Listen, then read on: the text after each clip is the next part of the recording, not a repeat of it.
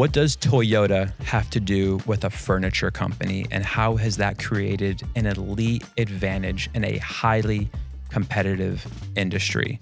We're going to dive into some of those topics and learn from one of the best leaders in the furniture industry. Yeah, I don't know my dad. My dad's an unbelievable human being. I forget the title, but he's like a Knight of the Pope. Yeah, I've been a diehard fan ever since we've been partnered with him. But I'm a South Florida sports fan, so I'm a fan of all the teams. But Dolphins, everything, yeah all of them. But to see what they've done is pretty special. I took all that knowledge, brought it back to City, and been applying it ever since. And as of 2 years ago, we're the only retail in the world that is now officially partnered with Toyota. What would be some of the greatest lessons that you've learned from your dad that you would pass on to other people in your shoes, or that you plan to pass on to your kids? Biggest thing I would say from learning from my dad is just his relentless hard work effort. Like he networks, he benchmarks, he learns, he reads. Well, Andrew, first, I just want to thank you for taking time out of your schedule to be a part of the first episode for the Elite Advantage podcast. It means a lot to us. Awesome. I'm honored to be here and honored to be the first. We were thinking a lot about different people that we wanted to have on, and your name was at the top of the list for us, not only because we've been partnered for quite some time, but you do so much for the community. You're big on philanthropy, which we'll get into in a little bit. So it just made sense for us. I got some questions that I want to go through and some topics, but I think for starters, I have to admit and give you a congratulations, even though I'm a Tampa Bay Lightning fan. Yeah. But I know you're a big Florida Panthers fan. I am. And City is a sponsor or partner of them. Yep. They won a couple months ago their second Stanley Cup. So were you there for the game? Of course. Okay. Yeah, I've been a diehard fan ever since we've been partnered with him. Maybe 4 or 5 years ago. But I'm a South Florida sports fan, so I'm a fan of all the teams. But Dolphins, everything, yeah all of them. But to see what they've done is pretty special. So. And it's so interesting because when you think of hockey, you think of cold climate and ice. And 4 out of the last Stanley Cup champions have been from Florida, which is like the opposite of that climate. It's awesome. And obviously South Florida, we love Florida. So to see Tampa kick butt all those years, we were very jealous. So to see them come back and get it is pretty awesome because it was a good rivalry there for still is. So yeah. Cool. Yeah, you guys have had our number for sure. Proud of Florida. Yeah, go Florida. Well, for those that are listening or watching that don't know too much about yourself or its City, I thought it'd be great to start with kind of a discussion on the origin of City Furniture. I know back in, I think it was the 1970s, you guys started as City Waterbed City, sorry. Yeah. And that's a very niche market. And then it's 2025 and you guys are furnishing every room in the home now. So if you could take the listeners through that beginning phase. I assume you're close in age to me, but I'm 42. Okay. So you weren't alive when they started. No. Yeah. No. But the origin story of City. Sure. So first off, I'm second generation. So at City. So my dad and my uncle started the business, Waterbed City, 1971, couple of hippies, but natural entrepreneurs, really smart guys that wanted to make some summer money. And my uncle had the genius idea to try to sell some water beds. Really the rest is history. They fell in love with it, and it was a fad at the time, but it was a really growing fad. Like waterbeds were really cool then. People wanted them. Yeah, I owned one. Oh, you did? Oh, yeah, very cool. Very cool. They grew from the 70s all the way to the late 80s, ridiculous growth. And it wasn't until I think the early 90s, late 80s, when comps started to slow down and they're like, wait a minute, we're not growing 10% a year or whatever. And I think even sometimes the apartment buildings were starting to outlaw water beds on the second floors because there was leaks. And so early 90s, we had to shift into water beds. But, they grew what was a summer job of, to make a few bucks into a real business. About a $40 million business, I think, into the early 90s. And then they put all their money into converting over to City Furniture. Our very first store was in North Miami. To the right of us was Levitt's Furniture, which was the #1 furniture retailer in the world at that time, or the U.S. And to the left was a very heavily funded startup from the Northeast called Rooms to Go. So you can imagine a couple waterbed entrepreneurs turned into furniture guys, and a really passionate, hardworking team would have two amazing competitors to the right and left. And fast forward, I'm really proud. We're South Florida's #1 home furnishings retailer, and now we're trying to do that here in the Central Florida market. Already expanded in Orlando, into Tampa. So, but yeah, we started as two entrepreneur brothers. Unfortunately, my uncle passed in 2001. So it's been my dad, and I joined the business about 2005, right out of college, and so he kind of lost like his partner in crime, that 3 or 4 year period, and I think he would, he probably wasn't, at his A game. My uncle was like the ops and tech brain of our business. My dad was more sales marketing, so I happened to join right around that time, in 2005, 2006, and I started in the warehouse. I started in operations, and I think I helped kind of fill a void for my dad for several years. And, so me personally, I'm 20 years into the business, absolutely love it. And we have an amazing team.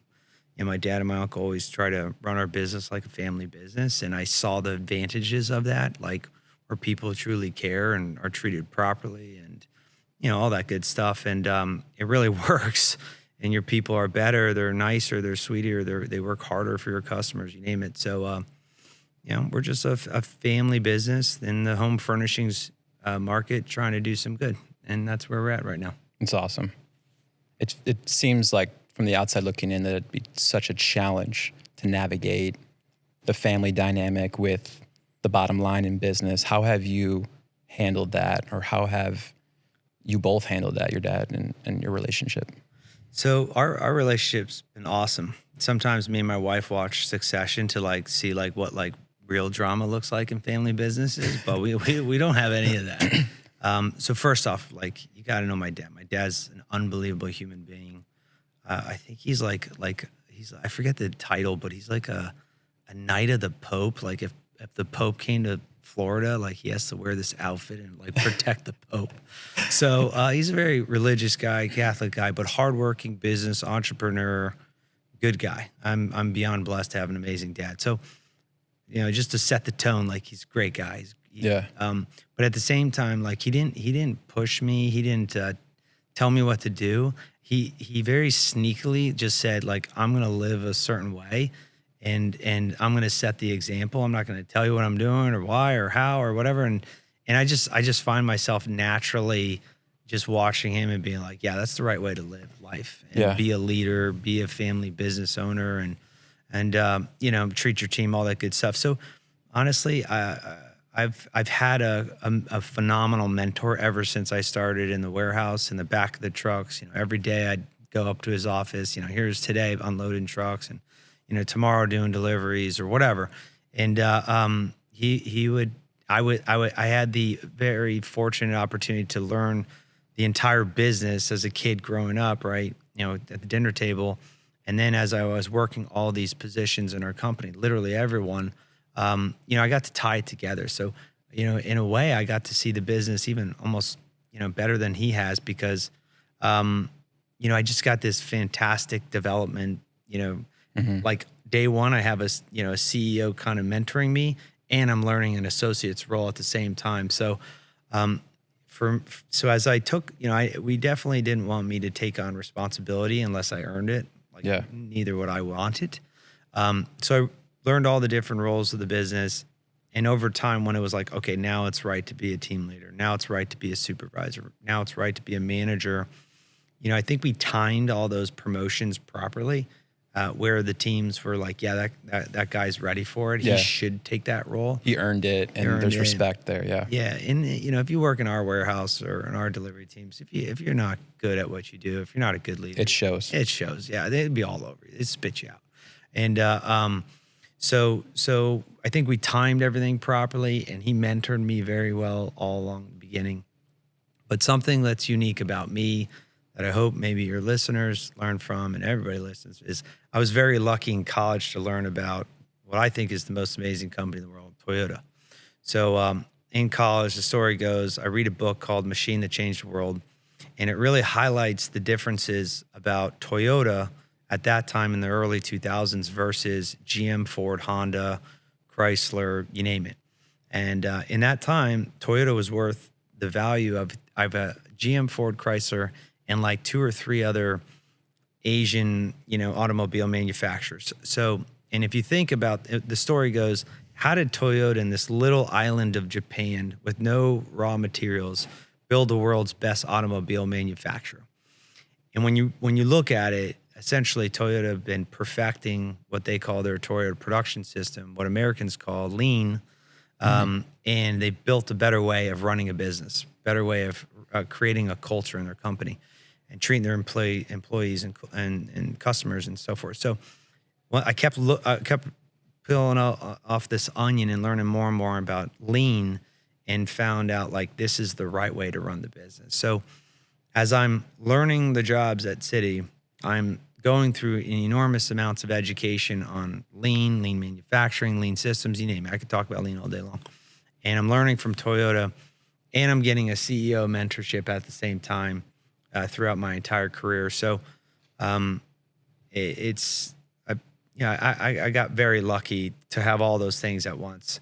So so when people say, hey, is it hard to do my job? Well, or is it really hard to run the business? And it's no, we've actually built a really great operating system. We've built really good systems and processes. And that's been the accumulation of taking all that knowledge from lean, all that entrepreneurialism from Keith, our great culture, combining together. And as the last 20 years, we've been just perfecting how to run a good business. Yeah. And where it's really exciting. And what's really cool, in college, when I read that book, and I read 50 other books on Toyota, I actually asked my dad to send me to Toyota City, Japan, to spend my spring break there learning from Toyota. He knew Jim Moran at that time was the number one Toyota dealership guy in the world, in the U.S., and he got me a phenomenal tour in Japan, and it really connected everything in the book into what I'm seeing. And I took all that knowledge, brought it back to Citi, and been applying it ever since. And as of 2 years ago, we're the only retail in the world that is now officially partnered with Toyota on our lean journey. So, Wow. So we have Toyota expertise in our building almost all the time, helping us perfect Citi. Yeah. And that's why we keep getting better. You truthfully immerse yourself in everything there was to learn about it, and then down a phased approach of implementing it the right way, which is awesome. Great book. If anybody's interested in reading a good business book, The Toyota Way is an awesome book. Very good. What was the value for you in taking on those entry-level positions, being the CEO today? Because I have to imagine, and I've worked for a few other companies besides Elite Rewards, that ability to connect with people that are, I don't want to say at the bottom, but that are, your hourly employees that provide an immense value for the company, but that feel like you're so far up, like, there's no connection or relatability. And then you're able to say, no, like, I've been in your shoes, like, I've done this job. Like, I've learned what it takes to do what you're doing on a daily basis. Like, how has that been a part of your journey, your leadership role? Yeah, it's critical. So, just by being there, done it, before, and, it helps from a safety perspective, from a quality expectations of work. I know how things should be done from a productivity and efficiency perspective. I know how things should, how fast the delivery should take, how, and I know, how you should treat the team, because I've been that associate, and I've had that team leader or supervisor manage me. So yeah, it's absolutely fundamental. As I got promoted and grew through the company, I was always accessible. I still to this day wear t-shirts to work, and I try to dress down so everybody feels like I'm approachable. Like I put on this jacket for you, by the way. I don't even. Thank you. It's a nice kind jacket. of weird. It's sometimes weird putting on a jacket, but so every single associate when they start with the company gets my cell phone number. I don't have two cell phones, and I'm always available. I get a few texts every day, ideas. I got a really good idea yesterday from a new sales associate that I met, but I try to make I shake my hand if I see any associate for the first time of the day. I try to say hello, and just that word of mouth gets out there that I'm approachable. Yeah. Hopefully I'm nice, and they think I'm nice, and all that good stuff. And the vibe keeps going. I do tons of happy hours. I got 40. I had 50 interns in my or 50 like 22 interns and 28 associates in my house last week. I try to do everything I possibly can to make sure I'm accessible, because we're only as good as our associates, and they need to feel comfortable to give me ideas, identify problems, and that's how we continuously improve. That's the Toyota way. Yeah. When I visited Toyota in Japan, I didn't know who was the assistant. I didn't know who was the CEO. I didn't know like who was who. It was just everybody was super respectful and trying to work together with great harmony and great teamwork to make a better company. And that's kind of what I'm trying to do here. Yeah. Succession planning, getting handed the baton from your father. For most companies, it's not likely that there's success. And that likelihood lessens even more when you go from the second to the third generation. Have you thought at all about your kids taking over the business one day? And if so, like, is it something that you're like, I want them to kind of naturally step into it if they want it? Or do you like have a strong opinion that, no, I want my kids to step into my shoes one day? Yeah. I think we definitely want the next generation to step up. But like my dad did with me, and, it's just like, whoever earns it, whoever wants it, great. Let's, but if our kids want to come back to the business, we hope they do.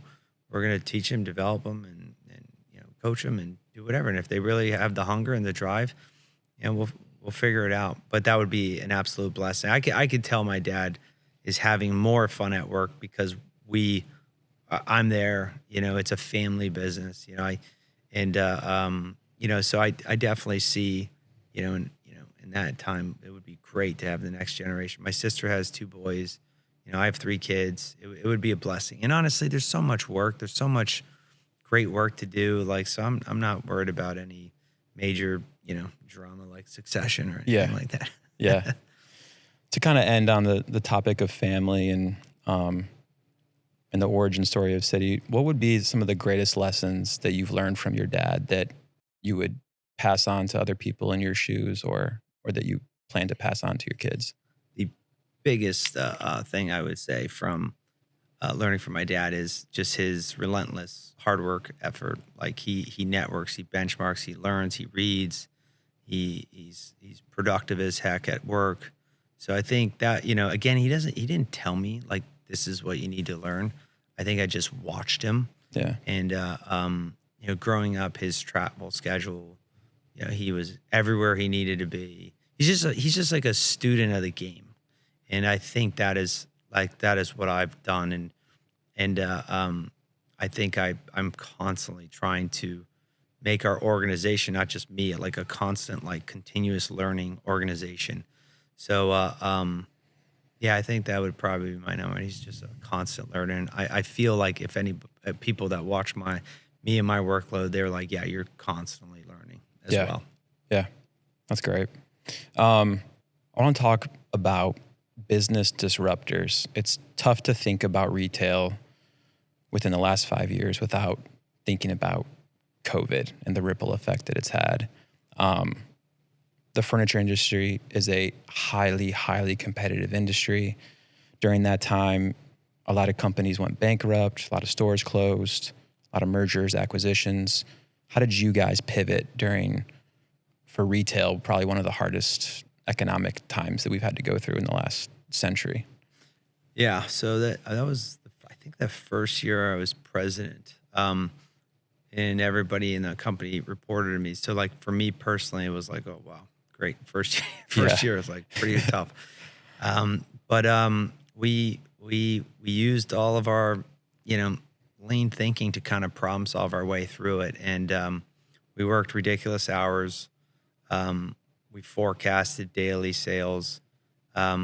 We really, we leveraged everybody in our company to, communicate to our vendors, suppliers, partners, you name it. And we came up with several wild ideas that worked and are still in place now. Some failed. And we just problem solved through the whole thing. But one of the things we did, I think, really well was we used our entrepreneurial gut. I'd say about 2 weeks into COVID, my wife and my kids, I think they broke 2 pieces of furniture, and my wife is like, I want to redo the entire outdoor. And I'm like, what? The world's ending. Like, what are you doing? And then, our sales, our head of supply chain at that time's looking through the data, and we're looking at the website, and traffic's still there, and business, people have not stopped buying. And I remember our head of supply chain asking me and Keith, hey, do you want me to turn off the supply chain?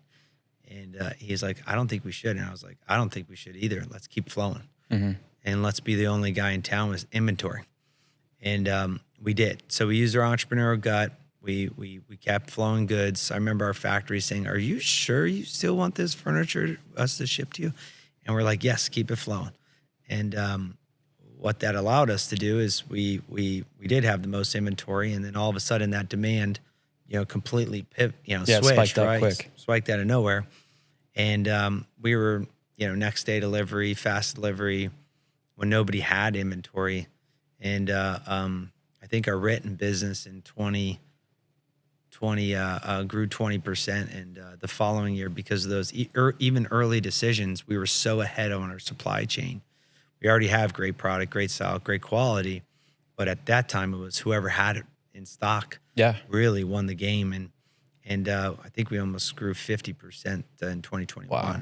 So, it's a combination of great systems, great team, great culture, good financial, balance sheet to take hits. And we were never worried that we would not make it through COVID. Yeah. We didn't know what was going to happen in the world. It was a very scary time. I had 3 young kids. But we used all that CFOS, that lean, that Toyota training, like really came through. And then again, our strong culture. I remember speaking to all of our associates, making sure everybody knows we're not laying off anybody, and proud to say we got through that whole thing without laying off anyone. That's awesome. And I think we paid out full profit sharing that year. Maybe it was the year after, but it was an unbelievable time, and we really persevered really well. But it's a blend of values, systems, processes, culture, Calculated risks. Yeah. Calculated risks, and we came out stronger than ever. Now, you said earlier there were some things that were birthed during that phase that are still alive today at City. Is there anything in particular that really sticks out that like started because of COVID that is now like such an instrumental part of the City business? I think our financial management capabilities, we're now, and this is something I would suggest everybody out there do, is get really good at sales forecasting and financial forecasting. We really feel good that we can, if we can really forecast that top line revenue, we can make the other numbers work and position them properly where they need to be, so we don't overinvest or underinvest. We made some mistakes over the last couple of years for sure. When the slingshot went the other way, when business was flying, housing was through the roof. So, we made some mistakes, but I think what is never gonna allow us to not be great at is a great financial forecasting management system, where we're really in tune with every penny we're spending, every CapEx spend. And so because, the world's going to, do some crazy stuff, and you got to be, on top of your game financially with, every penny. And if you can, take those calculated risks when you need to. And when you should pull back or be careful, you can do that as well, or you see those trends and you know what to do. So I think that'd be like my, first one. I don't see enough businesses put enough time into forecasting. And I think that's been something that we've really gotten better at over the years. And I'm really excited to the next 5 years because we're getting even better at lining up every penny and planning for that. That penny's not for today. That's a month from now. And this one's for a year from now. And if we can time our investments properly, grow a business, very nicely, take care of our people and our customers, along the way, that's going to be good stuff. Yeah. Model for success. Another business disruptor, a little more recent, but artificial intelligence, AI. For some people, it's scary. For others, it's been a game changer in a positive way. How have you guys implemented it? So in our strategic planning process, I think 2 years ago, we have a phased approach. We call it AI infusion, AI adoption, and then AI excellence. So for us, the first year was about infusing it, getting AI infused in the company. We have an internal ChatGPT system for our whole company where you can ask it anything. Hey, what would Andrew do in this situation? I think it even responds. I usually say "bud" a lot. It says like, "Thanks, bud." Like there's something like talk like me. Yeah. But so infusion is about getting all of our people in our company infused with just dabbling with the potential of AI in their roles, down to the delivery driver, to the showroom ops person, to anybody. I don't care, 100%. So we're focusing on infusing it in our culture. The second step for us is adoption. Wherever core processes should have AI, need to have AI, or else you're behind. Mm-hmm. And if you're doing something manual that clearly AI should be doing on your behalf, whether it's something in supply chain, accounting, whatever, we want to visualize what that is and close those gaps.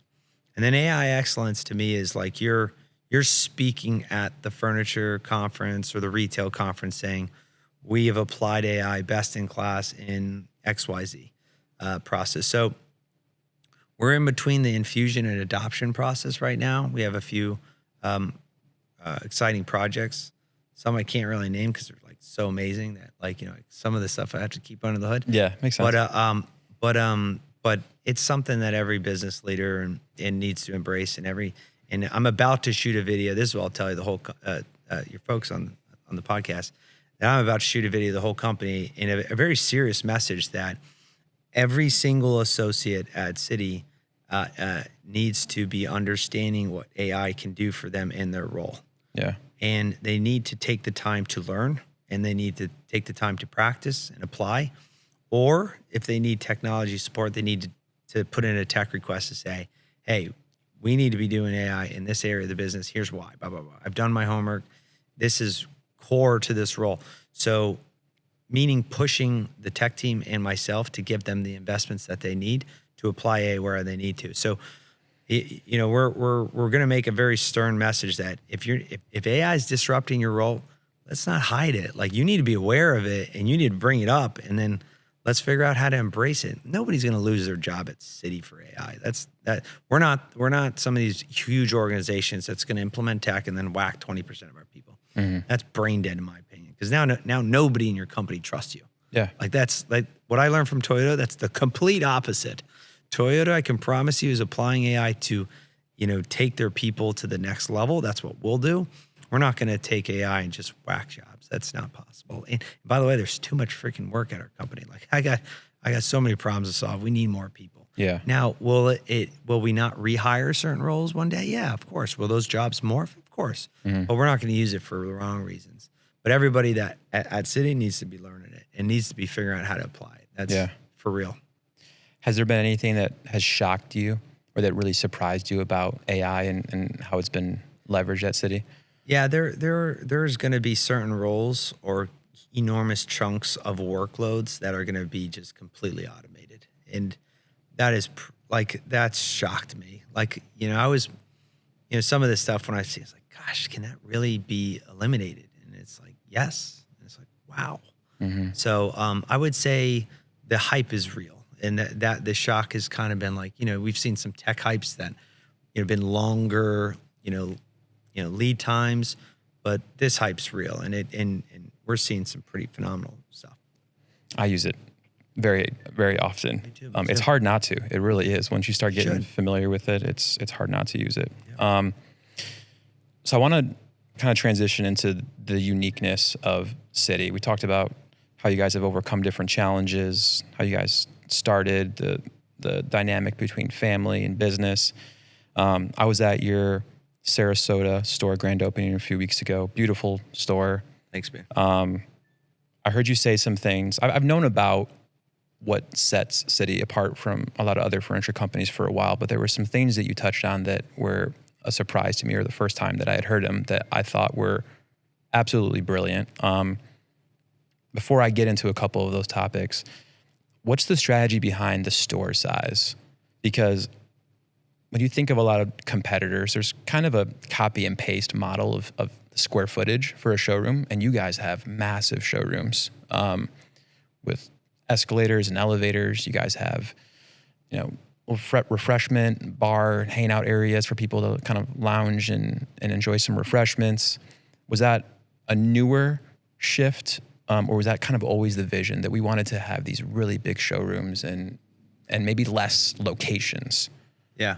So it depends, right? Real estate's, in downtown Miami or Miami, we might have to live with, smaller boxes, and in some markets you can have bigger boxes, right? Yeah. So, you can operate, you got to learn how to operate within whatever real estate, constraints you have. But yeah, our original, vision for our business, was just create, the ultimate shopping experience. And if we can do it, we're going to try to make sure the size it matches the demand and the need in the market, and just have an amazing, fun shopping environment. And we'll have the KC Cafe wine bar, so you can shop with a glass of wine or a beer or whatever, which happens a lot, or get those free cookies. So we're dabbling into home accents. We're not dabbling, we're in it.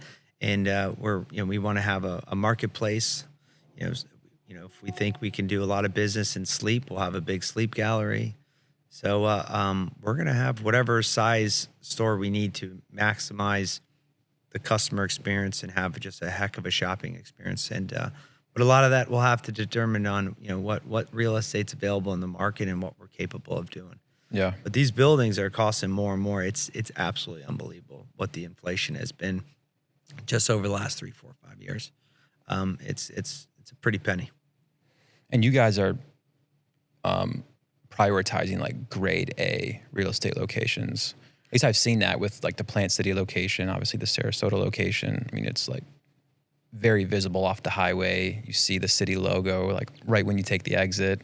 Yeah, I think every retailer is, we're all fighting for that A+ real estate location, and it's tough. Yeah, but yeah, absolutely. In Sarasota, we've been working on that location for many years and have a great relationship with the Benderson family, and we just got very lucky with that one. Sometimes you get lucky. Sometimes, again, you got to deal with what you got. Yeah. Miami's getting really tough right now. We're kind of hitting ourselves in the head like, oh man, maybe that deal was the right price 5 years ago, 3 years ago, because the commercial real estate's only going up. Yeah. It looks like it. Something else that I noticed that you guys are really passionate about and that you take a really strong stance on is your environmental impact. You're very green focused. I know you guys had some really amazing scores from the Sustainable Furnishings Council. All your showrooms are LEED certified. I heard you say a few weeks ago you guys have the greenest fleet in the country as well. Am I accurate in saying that? Yeah.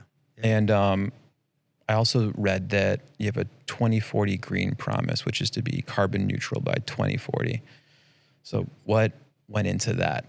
Yeah, so I think in the early 2000s we partnered with USSI, who I strongly recommend, on a project to create a recycling department, which we did, and it helped us save tons of money, recycle cardboard, recycle styrofoam, melt it down, sell it. I think they were making Crocs or plastic furniture out of it in Korea. But anyways, we created a real amazing recycle department, and it helped us save millions, and it helped us generate revenue, huge win. I think every furniture retailer, now does that. They pretty much know that.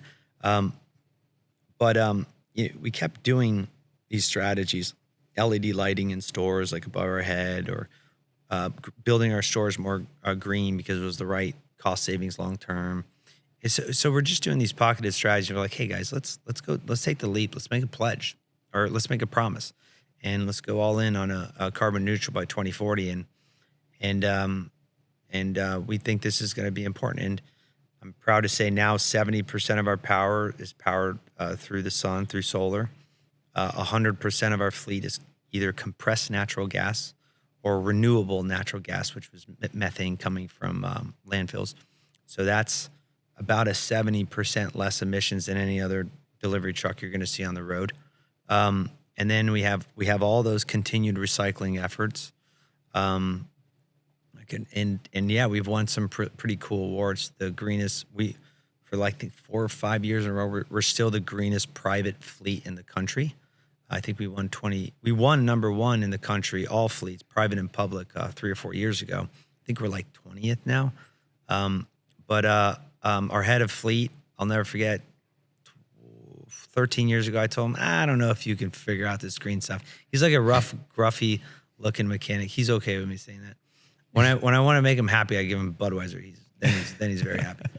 But and then honestly, he's now become one of the best in the industry.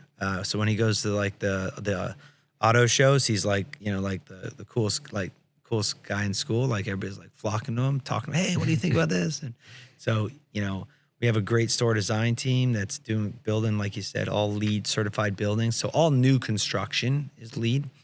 We've been doing that for over 10 plus years. So, and it's the right thing to do. But based off of this new announcement, now that we're over 70% solar, I think we're going to probably pull up our 2040 green promise and call it 2030 because the team's so ahead of schedule. Wow. Okay. We'll see. We got to do the math, but it's like we had our annual green summit, which we hosted, 150 companies or 150 people last couple weeks ago. NASCAR's there, Coca-Cola, FPL, Tico, you name it. So it's a really important green summit, but we're the teams, our internal team's doing some great work. They're building a great network. They're trying to share. For anybody listen, hit me up. I'll share everything we're doing. I'll connect you with our people and all to make the world a little bit more green. Absolutely, no problem. And it's the right business strategy. You save tons of money. Sometimes you get tax credits, even though some of the new bill stuff, we lost some of our tax credits, but no big deal. But it's the right long-term business strategy to go green financially and for your people. I've had people want to work for us just because of our green stuff, stay with us because of our green stuff. So it's really cool.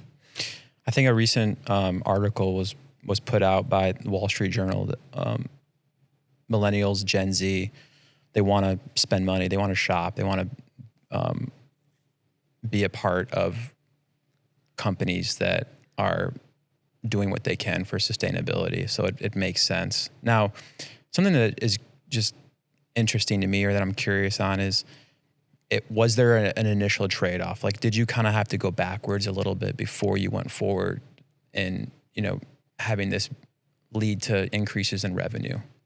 Was there some muddiness in trying to navigate through, hey guys, we're going to take these strong positions. It's going to be, maybe a little bit of an added cost to us at first, but we believe, to your point, long-term that this will be beneficial for every aspect of the business. Yeah, specifically on the green side. Yeah. So yeah, that's what I would say. Sometimes you have to pony up a little bit more cash or CapEx. Yeah. So that'll slow you down. You're right, but long term it'll catch you up, or even out, or more than catch up. Like, so we've timed our investments appropriately. I feel like our job responsibility is to invest every penny wisely for our associates, and I think we've timed them. But yeah, there's a little bit of a leap of faith there, or potential slowdown. I'd say the biggest challenge is being the first to do something is that was tough. We were the first real large scale CNG, 250 trucks type strategy, 4 CNG stations, our own, so we have our own gas station basically. So, those things were time, stress, so there's definitely some pain, but nowadays it's getting easier. So I think more and more people should really consider it, because there's some amazing savings there once you get over the hurdle. Yeah. Well, I touched on a few things. There's so many incredible things that you guys are doing that's unique, or that is positioning you guys so favorably with furniture and mattress shoppers. Now, from afar, I've always admired your kind of outwardness with what you're doing, both professionally and personally on LinkedIn. I've always felt you've done a really good job of just sharing and letting people kind of in the door, so to speak, with what City's focused on. Was that always a desire of yours? Have you always kind of just dabbled in social media, and so it was a natural kind of progression into, I'm going to be more active on here? And if so, have you seen a lot of benefits come out of that? And I know you mentioned earlier, some people have said, I want to work for you just because of your environmental stance. But I would imagine there's a lot of other topics of things that you discussed that you're like, yeah, like I was able to hire this person purely because of a post on LinkedIn or Instagram, whatever it is. Yeah. So social media, it's unbelievable. So I've gotten tons of value from it. The first thing though is like, I want my associates to know what I'm doing. Yeah. Like, I don't want them, like, I work, maybe they might not agree, but I think I work very hard for them. So I want them to know I'm working hard for them. I'm not at the beach. I'm going wherever I need to go, doing whatever I need to do to take care of you, your family, and our business, and our customers, our community. And, so if I wasn't on social, man, I don't know how they would know. And, I want them to know I love my wife. I have 3 amazing kids. Like, I'm a good family guy. Like, again, I'm not doing anything silly. So I want my own team to know who I am and what I'm doing, and how hard I work for them. So first, it's my team. Second, I think there's a lot of value for the team to see what we're doing. Like, they'll ask me questions like, "Hey, what'd you see at Vegas Furniture Market? Like, did you think? Hey, I know you're going there next. Like, hey, I know you're on the board of the American Cancer Society. Can you consider thinking about this?" Like, so they know so much about me because I'm pretty damn transparent. That they make me better. They give me ideas, they give me questions. So I think we're really connected I'm really connected. They got my cell phone number. I hang out with them. I love hanging out with them. So anyways, I think that all helps. Yeah. I think it keeps them here, because I think sometimes associates forget how much we do for our customers, our community, our planet, our local government. After this, I'm going to go hang out with the Tampa Bay partnership and try to see where City Furniture can help Tampa Bay get better and solve some issues. I think we could do a lot in affordable housing. But anyways, so I want them to know what I'm doing and where we're going. But it definitely helps retain them, and it definitely helps attract talent that wants to be a part of what we're doing. And then I do think a lot of business people follow me.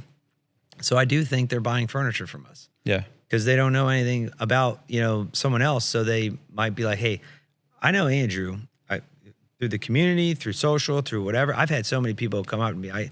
I buy from you because my mom died of cancer too, or stuff like that. And like, how do they know without social media? So I know the cybersecurity people are trying to tell me get off of it and stuff like that. But as long as we're as careful as possible, I think it's really important to leverage the platform. Yeah, I agree. So we've been partnered with City Elite Rewards for going on 5 years now. Last year, you guys had an event for vendors, and we were honored to win Sales Vendor of the Year for 2024. So thank you for that. So my question, kind of as a follow-up, is why do you feel it's so important for businesses to leverage a company like us that does reward platforms, reward programs, incentive promotions for companies? And how has it benefited you guys?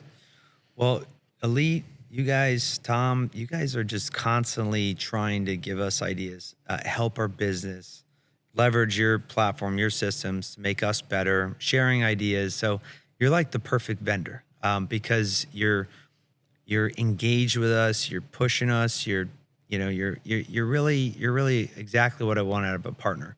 And I'm not surprised that the programs have worked, and we've worked well together. And if a supplier and works well with us, like typically we can create some gold out of that. And yeah, so I think it's about the partnership, and you guys have the right mindset of creating good win-win partnerships.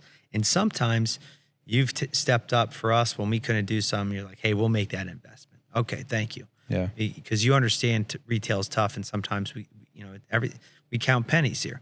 So so I think you've leaned in on those things, and we don't forget those things that you've done for us, and then we lean back when we can. And what do you know? We strike oil every once in a while, and you have an awesome program that continues to flourish and so forth. So you guys are just a great partner, and you're one of our best. Hence, that's a really prestigious award for us. Like, that's our best of the best. Yeah, we were honored to receive it. One of the programs that we've been involved with is within City Sleep, the Test Rest program.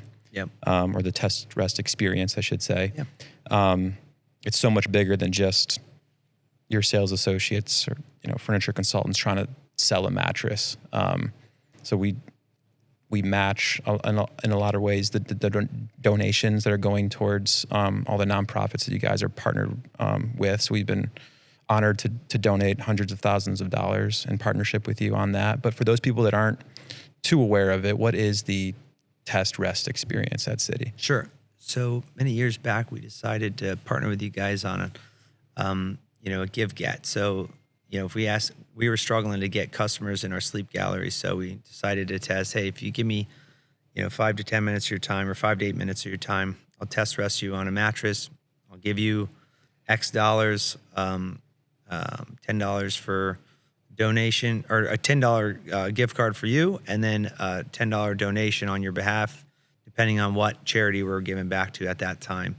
And so it's a win for the customer, win for the community. All that money stays in the community. It's a win for the sales associate, because it's who doesn't want to say, hey, you want free lunch on me? Come on, give me 5 to 8 minutes of your time. I'll make that happen right now. And then, we convert a good percentage of them. And if not all, 10 out of 10 of them are now understand what a good night's rest is, or what they should be considering for their sleep systems, whether it's not now, if they don't buy right now, something in the future. And if that sales associate does a good job, they'll come back to them and buy from them. So, there's a lot of just awesomeness with that program that we really love. And, we've recommended to a lot of people throughout the country to look into with you guys, because it's just a win. And we get a lot of PR from it, from giving back to so many organizations through that. I think we're in the millions of dollars over the last 2-3 years. So I think you can quote $2.5 million plus, I think, at least on our donation side. So it's unbelievably powerful. So in our sleep business is really, it's dramatically improved since we began our partnership. And in a tough housing market right now, it's still holding strong. So Test Rest is a really big deal. It's awesome. If you're needing a mattress, come to City. Give the experience a shot. It can truthfully change your life, not just sleep, but health. Sure. Sleep is so important. Mm-hmm. So perfect transition. Philanthropy. Elite has had a passion for giving back and serving the community. This is a big part of the DNA at City. You guys have what's called the 5% Giving Pledge. I know there's 5 pillars that are involved with that. So why is giving back, why is philanthropy so close to your heart, and how have you been able to position City as one of the leaders in that area? Yeah, so way back when, maybe 10 plus years ago, I remember looking at our financials, one of those training sessions with Keith, right? And I'm like, hey, your donations the last X years are, very high, as a percentage of our income. And I was like, Keith, this is a story. Like, my generation wants to know that you're a really good guy running a good business and giving back to the community. And I think a lot of people knew that, but nobody knew to what degree. And even still to this day, that he's one of the most generous guys on earth. But so that's where we're like, hey, we got to brand this. It's called purpose-driven marketing. We got to make sure everybody in our company, everybody in the community, every of our customers understands what we're doing here. And essentially, we boiled down to, let's call it the 5% giving pledge, a minimum of 5% of our profits every year, going back to those 5 categories: service, diversity, education, home, and health. And we picked those 5 because we were kind of, those felt like the right 5 for us. Home might be Habitat for Humanity. Health might be American Cancer Society. Education might be, Kisa Gators, the Gators, UF. Diversity might be the Urban League. And then service might be, we give a lot back to military, those people that serve our country. So now we're focusing our philanthropic organizations here. So we're not going to give to the Wildlife Fund or something else, like, hey, we need to rein in our giving and focus and really drive an impact. But let's make sure all of our customers, all of our associates know we have a 5% giving pledge. These are the pillars. And then let's go crush work and really make sure that money's put to good use. So we have an awesome community team that will inspect and check and double check that you're spending the money, getting the impact, and making sure you're a good organization. And it's been critical. I think, like I've said before, I think our customers that know about it, choose us because of all the works we're doing. We're everywhere. We're in every part of all of our communities we're operating in, and we're trying to give back through test rest, through, actual dollar donations, you name it. And I honestly think our giving back strategy is almost better than than portions of our advertising strategy, because it really hits home. Like when we go to when we help out the American Cancer Society, and we're at an event with 100 women that have gone through breast cancer, and they know we're sponsoring it, or we're speaking, or they know about my story with my mom. They're like, I'm shopping at City. These people are trying to cure cancer. I tell all of our associates, we're literally trying to cure cancer, and we're trying to save lives. The better you do at sales, the more money we can drop to the bottom line, the more we can give back to those important things in the community needs from us. And it works. And I feel like everything's coming full circle. So, but it helps. It also helps us attract people, retain people, keep people happy. You name it. It's every company should have a giving back strategy. Yeah, it's incredible what you guys do. All right. Anything exciting on the roadmap for City this year? I heard you say some things a few weeks ago. I'll let you kind of air out maybe the bigger news. Well, we have very exciting future. Some of the news I can't tell. Yeah, that's fine. But yeah, we have a very exciting roadmap. We feel really good with our business model. We have plenty more problems to solve, but we're gonna just keep getting bigger and growing. We got a lot of, we're in the South Florida, Central Florida. We can only go north, so I mean, it's kind of obvious where we're headed next, and so. But yeah, I think the most exciting thing for me is we're battling through a tough housing market, getting through it really well, and we're teeing up all those dollars to really have a really exciting growth plan the next few years, and we're going to be offering cooler, better, more interesting products, and having more cooler, better services to help people with their home furnishings needs. So stay tuned; it's going to be fun. Yeah. All right. Last question, Andrew. The podcast is called The Elite Advantage. So what would you say is City's elite advantage? Oh man, I know it's broad. Just one, or can I do a couple? Yeah, sure. Let's do 2. Yeah. Okay. Our culture is rock solid. I know that's corny, but you got to invest in your people and your culture. So our people, our culture is number one. But then I would say, this might get a little nerdy too, lean systems thinking. We are good problem solvers. We know how to solve problems. So you put really good people in a room together and know how to solve problems, you can do some damage. You can make some stuff happen. That's awesome. Well, thanks again for taking time out of your schedule to connect. And this has been great. I hope you enjoyed this episode. It was incredible spending time with Andrew Koenig. Give him a follow on LinkedIn. If you're in the Florida area, visit one of his stores. The incredible things that they do, not only for furniture and mattress, but also the environment, giving back is what really sets them apart. This was awesome. Thank you so much, Andrew, again, for taking time to connect with us. We got some exciting things coming with some new business leaders, industry disruptors that we're going to be connecting with. So please follow us on Spotify, subscribe to our YouTube channel, and we look forward to connecting with you guys again soon.